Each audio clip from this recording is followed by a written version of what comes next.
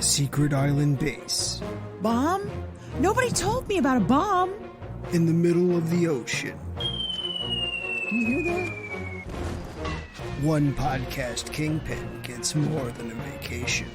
We've taken over this island, and you can't have it back, so one movie punch is dead. Do I cut the red wire or the blue wire?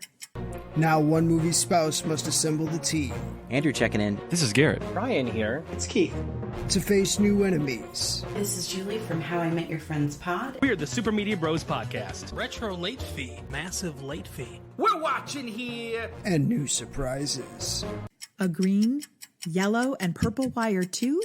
This summer, give me some sugar, baby, comes a trailer. For cheesecake! That has absolutely no context. The periwinkle wire, the turquoise wire, the tangerine wire, the burnt sienna wire, the striped wire. How many frickin' wires does this bomb have? One Movie Punch presents the Big Heads Media Takeover. Subscribe at onemoviepunch.libsyn.com or wherever you enjoy podcasts. The off-white wire, the cream wire, the eggshell wire, the heavy cream wire.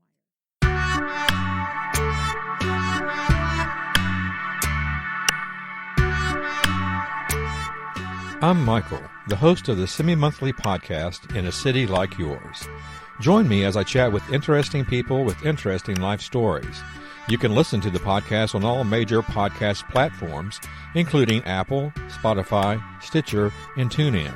You can follow us on Twitter at IACLYS Podcast, as well as on Facebook and Instagram at In a City Like Yours Podcast. Please feel free to let me know what you think, and keep coming back for the many interesting stories in a city like yours. This podcast is part of the Big Heads Media Podcast Network. Go to bigheadsmedia.com for more great podcasts. And now, on with the show.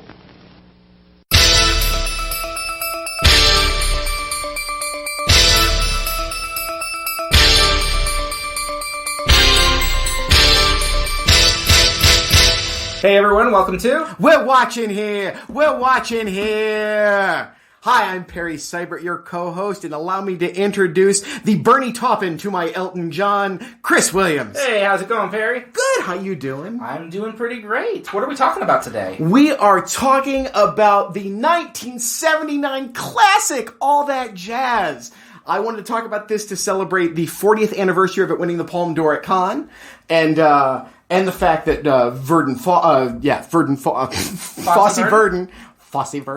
Fosse Verdon was on FX, finished its run. It's a movie that we'll get into details later, but let me say that every 10 years when Sight and Sound does their poll of the greatest films ever made, they ask directors and critics to list their 10 greatest films of all time. I've never been asked, but I make one up every year. It's the years that end in a 2, so we're only 3 years away from this again. And I swore 8 years ago, or no, it wasn't last time. So 6 years ago, the next time I did this, All That Jazz would be on that list. I can't believe it never makes it every year, and it's so good. And so yes, that's why I wanted to talk about it with you. And I realized you've never seen it. No, I haven't. So I'm excited that you watched it for this. This is going to be a great conversation, I hope so. Yeah, but before we do that, we always do the what we've been watching, and yours is probably a little more related to All That Jazz. So I'm going to start first on this. Go for it. Which is, I recently watched the extended edition of Terrence Malick's Tree of Life. Which released last year by Criterion, and I bought it last year, and I just got around to watching it this year because you need some time to watch this movie. Yes. Tree of Life it came out in 2011. It has been in my top 5 of all time since that point. It is a movie that it hits me in a very special place. It's very spiritual, and it really kind of just evokes a lot of soul searching in me and things like that. And I think it's just a movie that I also like to just kind of turn on and swim in for a little bit. So I was really excited to see the extended edition. They restore, I think it's about 58 minutes into this, which was not a short movie already. It was about 2 hours, 15 minutes from its original cut. And it's pushing 3 hours here. And it's you need a night on this one. This is not a casual sit with some popcorn and the wife. Is it more Sean Penn and dinosaurs? No, the majority of the new scenes are all in the middle section, the growing up in Texas section. Okay. And it honestly plays like a completely different film in many ways. You have a lot more shading to the Brad Pitt character. He's kind of painted as more of a frustrated, pathetic figure in this. You understand more of what kind of drives him and what's making him be so harsh. You have a lot more context about his marriage to Jessica Chastain's character. There is a sequence with a tornado, which is as close as this movie gets to an action sequence. But it's really something. It's gorgeously filmed. I mean, that goes without saying. Yes. It is a movie that it feels different. It feels like the characters all have a little bit more shading. It feels a little bit more rounded out. Whereas I think in the original version, you get kind of glimpses of it. It kind of checks in for a scene, and that scene will go before it kind of has the chance to root a little bit, which I also think is a downfall of this version. Because I like this. I would not say... I've seen some people say this is a better version. It's not. It's a more complete version in many ways, but it also feels more like a narrative, which the thing I like about Tree of Life is how poetic it is, and that scenes don't necessarily flow smoothly one into the other. They kind of drift off into ellipses. And that's the thing that the movie just evokes kind of dreamlike quality to me. And this just feels a little more in that middle section like a conventional movie. It doesn't explain the ending at all any better, which I do think is the movie's kind of stumbling point, is what this is all supposed to mean at the end. But you do also understand more about the Sean Penn character. There's a little bit more about him that kind of lets you see how he's kind of, following his father's footsteps a little bit more. And I don't know, it's an interesting view. I don't know that it's going to be the version I return to over and over, but it's an interesting sit. I'm probably sounding really great on this, but I'm intrigued. I respect Tree of Life a great deal. I don't adore it.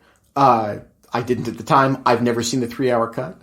What intrigues me in your description is exactly the fact that I like narrative. Okay. And so that was my observation and experience in the film was, okay, we're not going to get a scene. We're not going to get a scene, a traditional dramatic scene where someone wants something and tries to get it and is stopped and then learns something, and because of what they learn, they know what to do next. And that's fine. I'm not saying that's required. That's the writer in me. Mm-hmm. I understand the concept of pure cinema, as people would like to think of it. Tree of Life is certainly that. It is a poetic montage of images and sound. I am intrigued by the fact that you would... There's a version that exists where you could shoehorn the plot into it. And I'm intrigued at what this looks like. It may work not well at all, but I am intrigued at what it looks like. Yes, I'd like to see this. I will say, I don't even know that it's more there's traditional scenes where it's like, oh, this happens and this happens in the scene. You just get more of those moments which kind of all taken together tell you, oh, so Brad Pitt's character disappears for half the film. Here's where he's at, and here's why he's there. And it just, it does feel more like a story of, oh, this family is kind of fractured, and there's a reason for the tension, because there are scenes in the original where Brad Pitt and Jessica Chastain will just erupt. You have no idea this is, like, it's out of nowhere, it seems. And here the tensions build up a little bit more. Does the kid know it? Are those sequences there for you? Or does the child understand why the parents are having the fight? Because if he doesn't, then I'm real cool with it not being there. Since that's the sort of the experience of Tree of Life. You're so experiencing the world that kid experiences. It's been a few weeks, but I believe he's there for most of it. Like sometimes he's just out of earshot or out of the room, but within earshot. I mean, it's interesting. I mean, if people who like the movie, I think it's kind of an interesting companion piece. If you're not completely sold on Tree of Life, I don't know that it's worth sitting through an extra hour of it. But yeah, I mean, that's the Tree of Life. Yeah, it is. It is. Malik's one of those guys you're sold on, a movie of his or you're not. And I'm sold on some of his and really not on some of his. And this is one I love a lot, but it is... I think we talked about this in our critics episode. It is one of those movies that talking about it, I don't even know why I just did that. Because it is a movie that works on such a spiritual level for me. Yeah. That to put it into words is so hard. So even then, I can watch the movie and just be, I'm enraptured by this. I can leave the movie and I have no idea why. Like, it's just something that works in that moment. But yeah, I mean, that is Tree of Life Extended Edition. You can buy it through Criterion. Or you can borrow it from me. You could also buy Badlands if you've never seen it. If you'd like to dip your toe into the Malick waters, start with the first one, and still the best one. Start with Badlands. But yes, absolutely go to Tree of Life also. Yes. What have you been watching? I felt the need to talk about Rocket Man. Sure. Because it's a film that I was almost dreading actually seeing, because is there any horror, Hoaryer genre than the musical biopic? There is not. Right. This is, everybody knows the ticks and talks on this is how this has got to go. It's the horrible early life or the great early life that is suddenly cut short by tragedy, the slow buildup of talent, the explosion into mass success, and then addiction, and then recovery, and then renewal, and then redemption, and a comeback. That's what they all are. That's what they all do. I was not eager to see this for this very reason. I figured this can't work. And then I got there and realized, oh my word, the problems aren't that it's that. They're trying an even more disreputable genre, the jukebox musical. Which is a horrifying genre that exists only because of nostalgia. I loathe the jukebox musical. They're very good jukebox musicals, don't get me wrong. It's possible to make a good one. It's possible to make a very good one.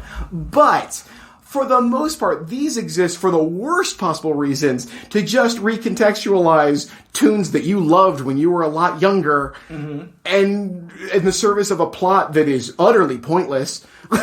Yes, I'm looking at you, Rock of Ages. Granted, those songs are utterly pointless too, but that's beside the point. And what was stunning to me is that how much of this they got right.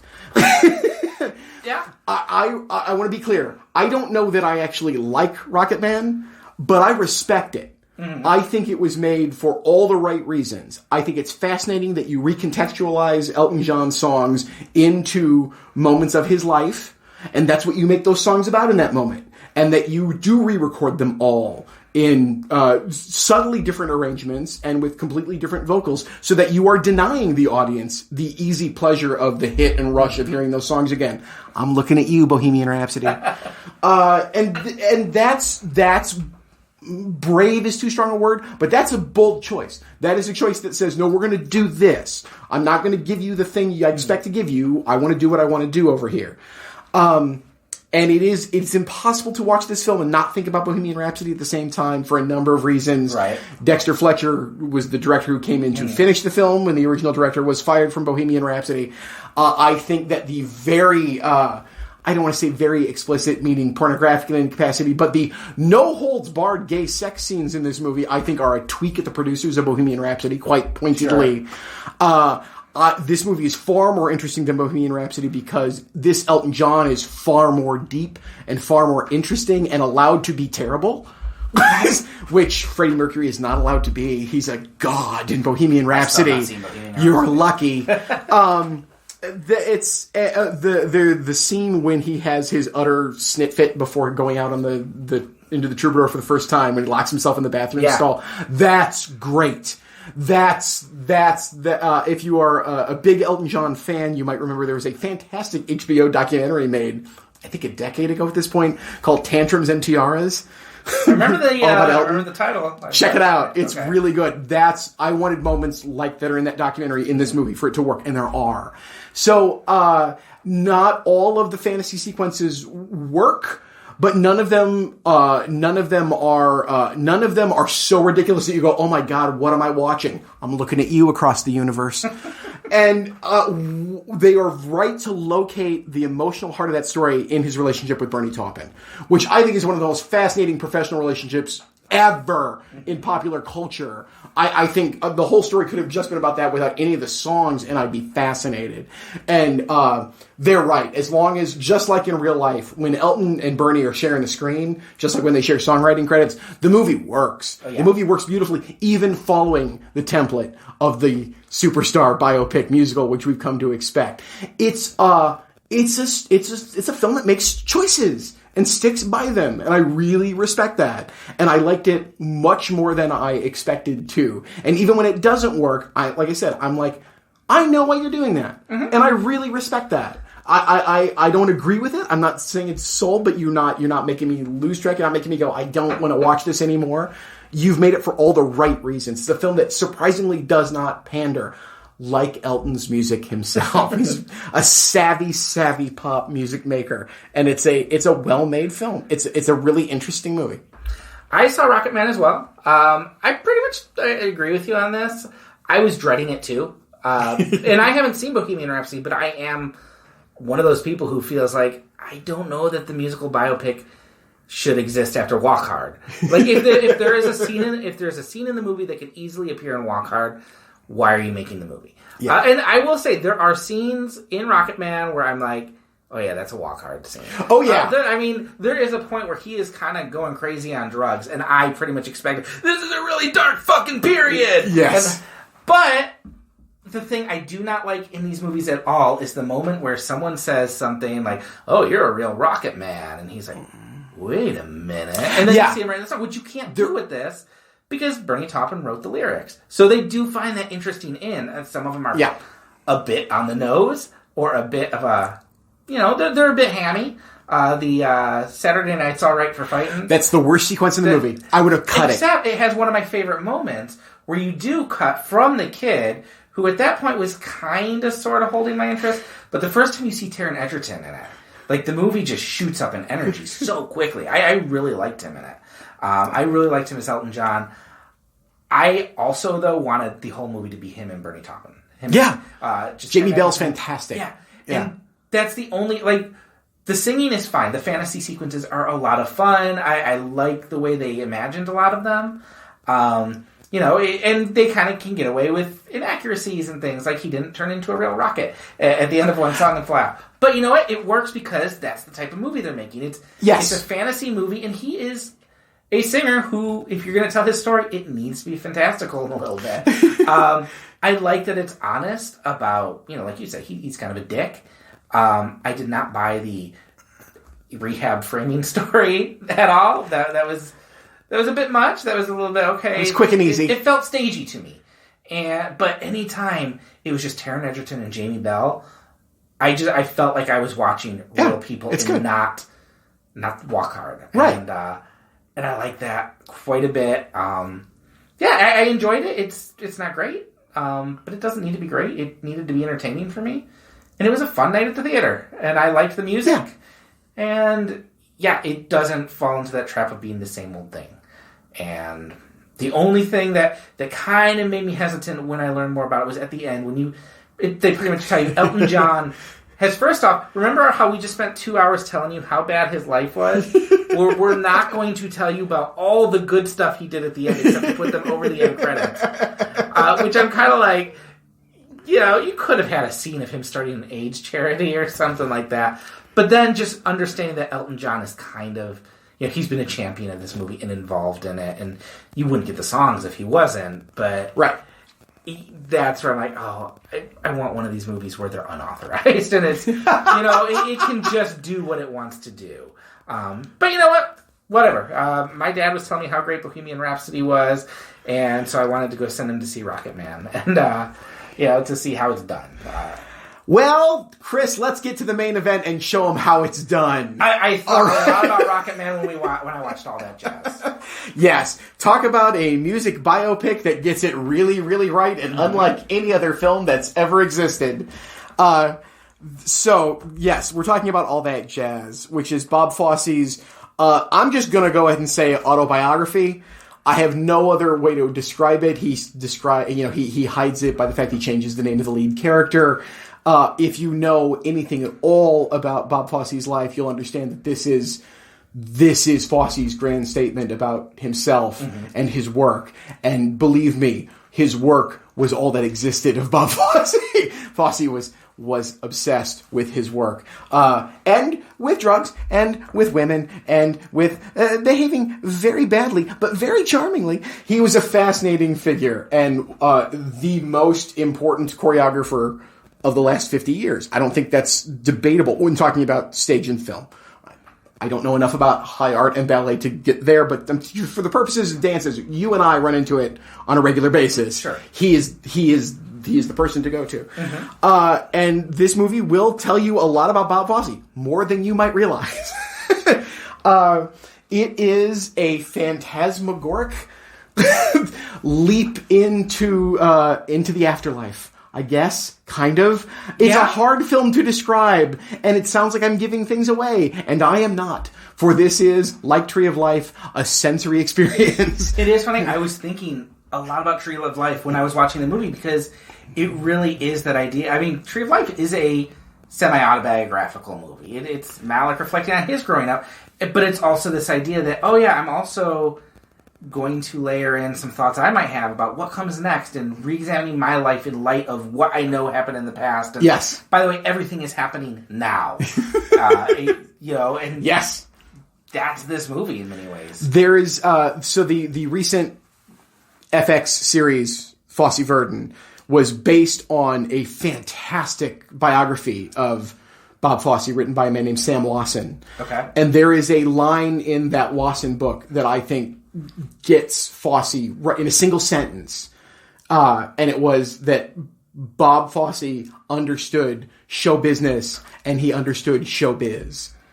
And that to me is exactly right. And that's what All That Jazz is.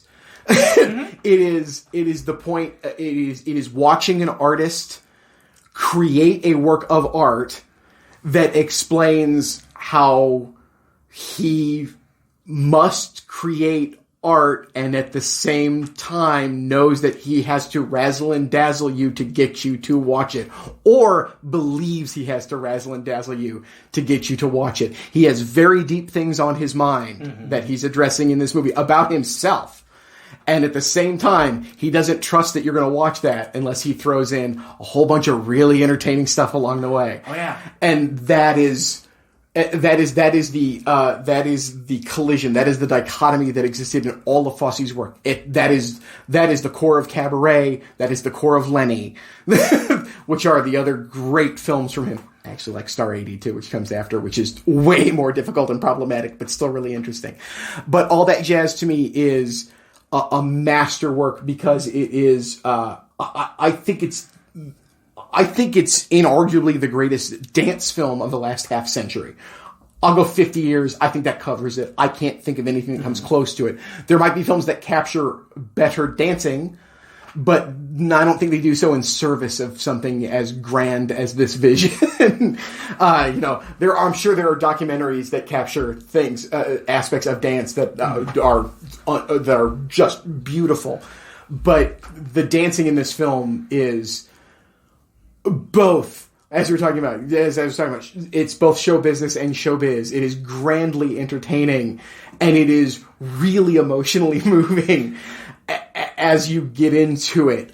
My favorite dance sequence ever in any movie, yes, I'm being that obnoxious to say this, is in this movie, and it's the scene where Gideon's daughter and his current girlfriend, they do a duet to Everything Old Is New Again that they've fashioned for him, specifically on a night when the movie he's directing is having its first premiere.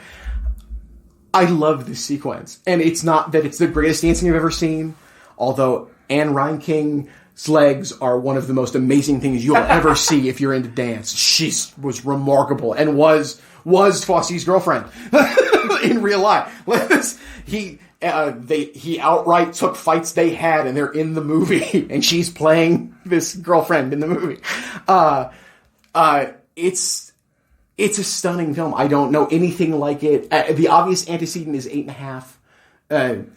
Which any review is going to mention when you read it. Right, and it's at the risk of offending so many. It's better than 8.5. 8.5. It's been a while since I've seen 8.5. It's much better than 8.5. And 8.5 is great. Don't get me wrong.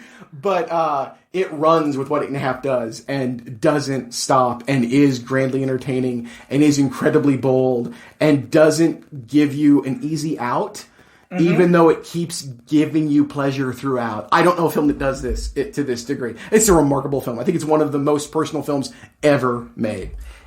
I'll shut up. You talk for a while. I'm so sorry. No. I wanted you to lead this because you've probably seen this movie multiple times. A lot. Yeah. I had not seen it at all until 2 nights ago. Let's talk. My biggest shock, first off, was that the song "All That Jazz" is not in the movie. No, and I was prepared for that, but that's a small thing. No, I think everything you're saying. This is a movie that at first I thought, oh, are we getting just another behind-the-scenes showbiz story about a director telling us how he suffers for his art? And there's part of that there. I mean, this is him telling you, he's driven by women. He's driven to just keep going. He's driven by his art. And by the way, it's killing him. Yes. And that's all he can do is keep making it, even though it's killing him. Yes. But the moment this movie clicked for me, when I saw, he's doing something really unique here, was there's a moment where Joe Gideon goes to talk to his ex-wife. There's a musical number that's just not working for him. Yes. And he's talking to her while she's practicing a dance number. Yes. And she continues to do the dance number while he's talking to her. And what clicked me, and I don't know why I didn't put this together before, but in the middle of the sequence, I realized, oh, no, she's not dancing. They are both choreographed in this moment. Yes. And you just realize this is a guy who has his story, and like you said, I'm going to tell this story in the most entertaining way possible. But that scene also works because of what comes next. He's going to talk to her about this frustration he has. They're ex-spouses, but they're still friends. And they still have this, business partners. And business partners, and they have this playful relationship, but they also drive each other nuts. And he goes to her because the scene's not working. She's doing this dance, which you can't help but watch and see. She's amazing at it. And they start doing this. She's dancing, he's not, but he is. And he walks away, and then the next thing is he's figured out that dance sequence, and it's the most just like blatantly sex-filled thing. Erotica. Yeah. The erotica sequence. But what you realize is how the character he was feeding off that moment. Yes. And put that into his dance. What I also realize is early in the movie, all the sequences of dance you see seem to be pretty quickly edited, and you always see Joe Gideon with the dancers. The erotica sequence is the first scene where you see where he's just sitting there watching. You get a few glimpses. But it's them just doing this pretty much unending, very sexually charged dance. And suddenly you're not just seeing, oh yeah, he figured out the dance. You're seeing Bob Fosse, oh yeah, this is what works for me. This is what turns me on the stage. This is why Chicago is such a sexed up play, because this is what I can do, this is what I know, and this is me putting out there in my art. I don't know if that's making any sense. Yes, and you understand. The movie gives you the background on Fosse to understand why it's so sexed up. Like, it's not... Yeah. There's a reason he keeps going back to women. He learns at an early age in very awful ways. Yeah. He associates showbiz with sex. And you're given that. He's savvy enough to know this about himself. Yeah, and you can't watch it apart from knowing... Like, I can't imagine someone watching this not knowing that Bob Fosse was kind of directing his autobiography. If they didn't know that, I can't imagine this movie making a ton of sense to them. It doesn't work the same way if you don't know that. Because that meta layer really works throughout this movie. Oh, yeah. There's scenes where someone says something to him and he says, oh, that's a good line, I should put that in something. Yes. And he did. He put it in the movie. Yes. It kind of both captures his fascination of showbiz, like you said, his knowledge of it, but also really cynical takes on it. Oh, yes. You start getting to the scenes near the end where the accountants are doing arithmetic on they can actually make a profit if he dies. Yes. And it's so clear-headed, and yet there's still affection for that. He still loves the business. Yes.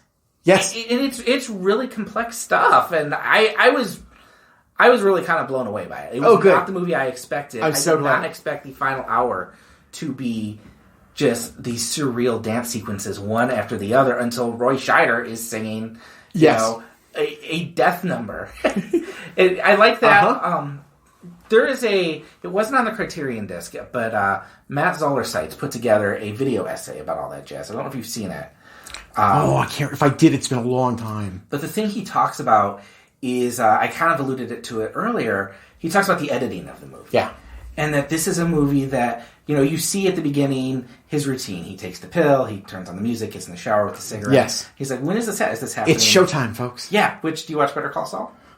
I don't. Do they steal it outright? He does that once. Okay. Then he's like, it's from a movie. But what the essay says is, when do you think that happens? Is it at the beginning of the story? Is it at the end of the story? He's like, this whole movie is happening now. Yes. Is it a linear story? Is it a guy reflecting from his deathbed? And there are just so many quick edits in this. The scenes change quickly. It'll jump from a rehearsal to the afterlife, where he's talking to, just the angel of death. Yes. And then it'll immerse you just in his head when there's a scene where they're doing the read-through, the table read. Yeah. And the sound drops out, and you are just in his head until he snaps that pencil, and that's when he has his heart attack. Yeah. And I don't know, it just... I don't know how to put that into words, but it's one of those movies that everything is urgent, everything is happening in front of you. It's not the standard biopic, which is what we get too often. Yeah. And maybe that's more of what I wanted from Rocketman too, was just really go weird with it, or really, really push the envelope on the editing and the storytelling and the form of it. But I don't know that you could do that in any other movie except a guy telling his own story. Yeah. You could. You could do it with someone you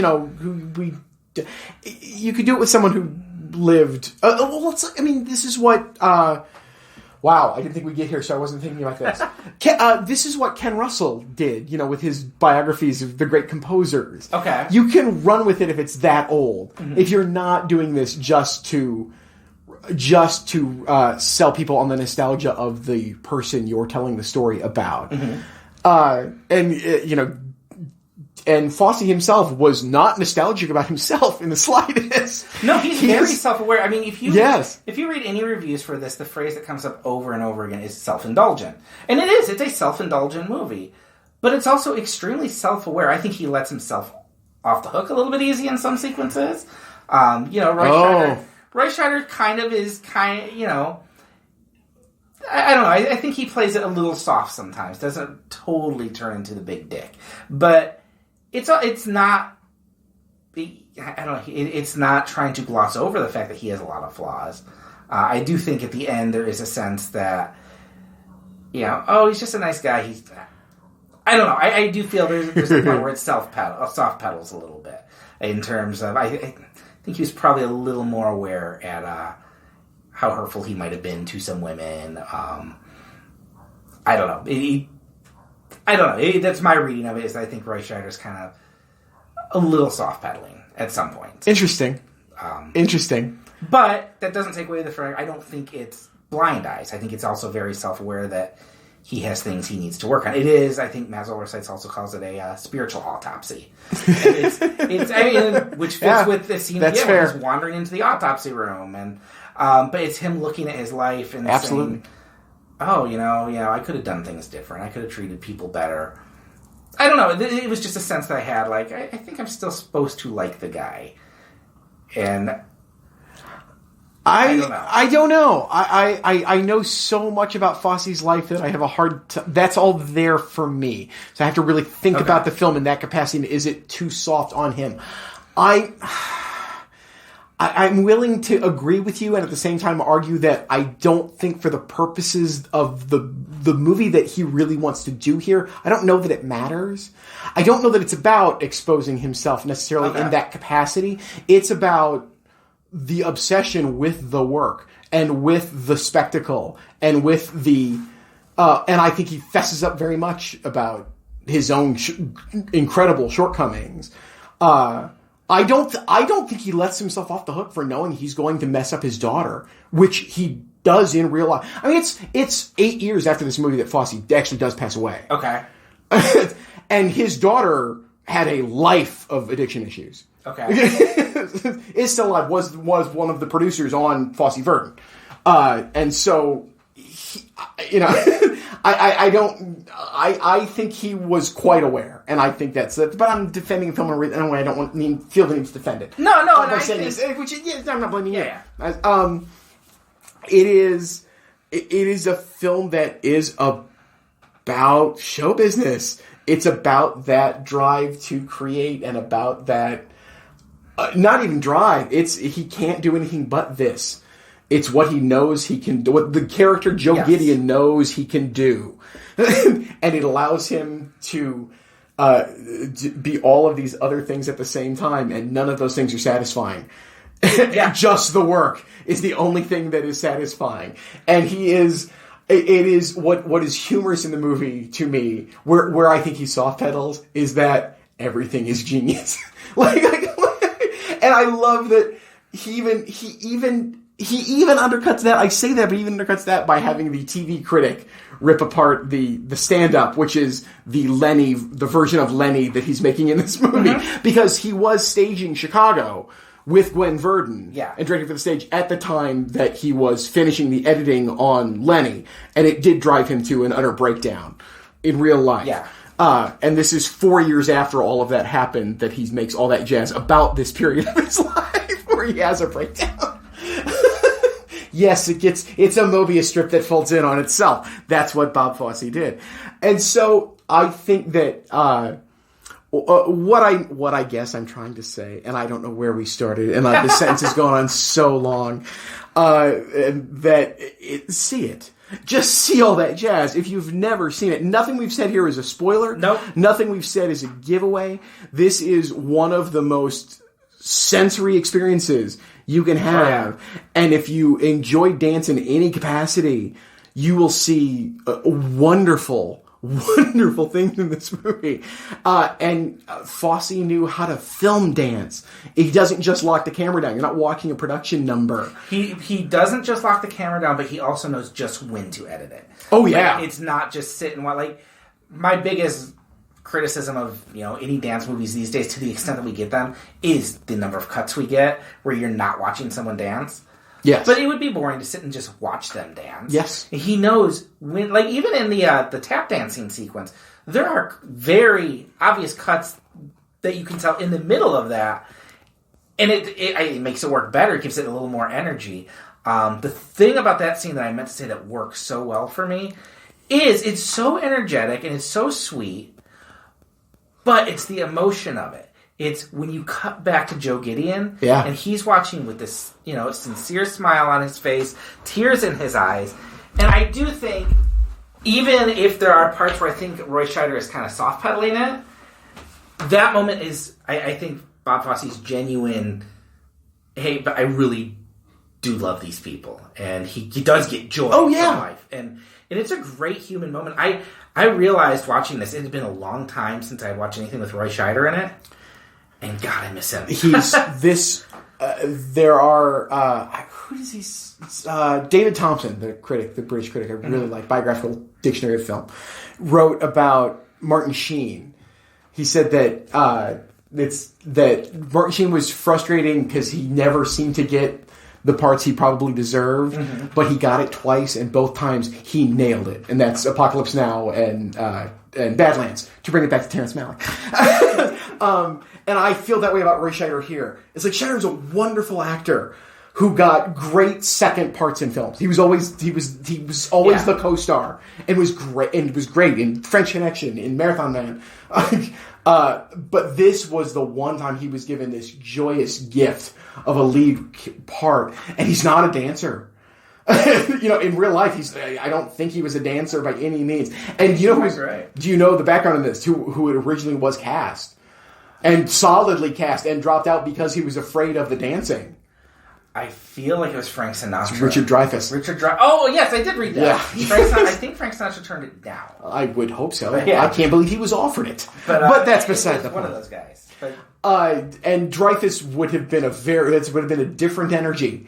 Mm-hmm. And I like that. If you read, especially the Wasson book about Fosse, what comes across is that Fosse was charming. he was incredibly likable all the time. That's he could do the most awful things, and people still thought, well, that's just Bob. And so I think that I think that might answer your fear that he's soft pedaling. I think it's nothing soft. It's that he's nice. He's likable. And the people with him in that movie, and this is a big subplot in Fosse Verdon, the end of that sequence you love, that you described where he and the Gwen Verdon character are fighting and dancing and reliving their life story for us so that we get the background. She says, I hate that man drives me crazy. But she knows the work is worth it. He's going to... This is what he is. And it avoids, for me, the cliche in the Scorsese short that I love, Life Lessons from New York Stories. It doesn't imply that he has to go through all this to create the art. They are hand in hand. They are one and the same. The person that does this is the person that creates the art. It's not that they feed off each other. He doesn't create great art so that he can sleep with a lot of women. Right. And that is interesting to me, and that is something that most films won't get near. We don't like to think of it that way. We'd like to think, oh, you have to take this with this because they're associated. No. You're going to create a certain type of art if you're a certain type of person, and you're feeding those appetites, and that's kind of what comes out. I think that sequence, the erotica sequence, which. I just love that, saying that. But the thing that works so much about that is, like I said, I can understand that that's the scene Joe Gideon creates, but the way it's filmed and the way the movie stops to watch that sequence, you can tell, oh no, this is what Bob Fosse is also. Oh yeah. This is his thing. And I knew nothing about the creation of the play Chicago, but I have seen Chicago on the screen and on the stage, and it explains so much about that play. Yes. And I really wish we had gotten a Bob Fosse Chicago, and maybe, whatever. Like, it just, that is a moment of the film where you're not just getting, oh, here's the honest truth about my life. You're getting, oh yeah, by the way, here's a core part of my personality that is very hard to translate to film. Yeah. These are my fetishes. These are my turn-ons. This is why I create the art I create. And it almost feels at times too personal.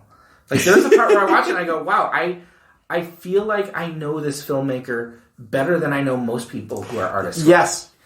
And then that, that's uncomfortable for one reason there, but when you start getting to the end where it's this, dealing with the idea of life and death and what am I going to look back on and what makes me choose to go on, that is deeply uncomfortable because, those are the deepest questions in life.